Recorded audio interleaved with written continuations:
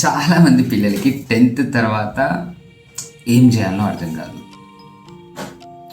ఎంపీసీఓ, బైపీసీఓ, సిఈసీఓ బ్లైండ్గా చూస్ చేసుకుంటారు.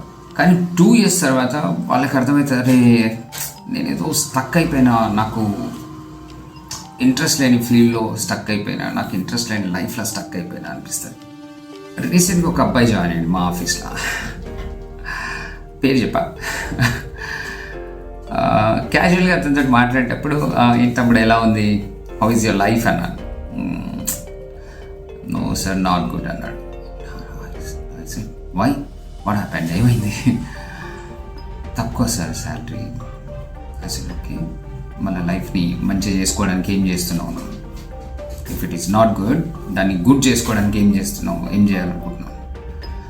తెలీదు సార్. వాట్, తెలీదు అంటే ఉంటాయి కదా, ఏమన్నా ఏం ఉంటాయి కదా, అంబిషన్స్ ఉంటాయి కదా.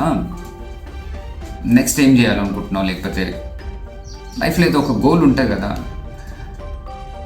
ఏం లేవు సార్ గోల్స్, అసలు ఏం చేయాలని అర్థమైతే లేదు. గోల్స్ ఏం లేవు సార్. నాకు సర్ప్రైజ్ అయిపోయినా, అంటే లైఫ్లో గోల్స్ ఏం లేవు, హ్యాపీగా లేడు, ఏం చేయాలో అర్థమవుతలేదు.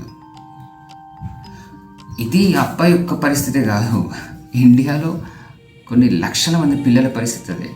డిగ్రీలు చేస్తున్నారు, పీజీలు కూడా చేస్తున్నారు, కానీ ఏం చేయాలో తెలియదు. ఏం చేస్తే లైఫ్ బాగుపడుతుందో తెలియదు, లైఫ్ బాగుంటుందో తెలియదు.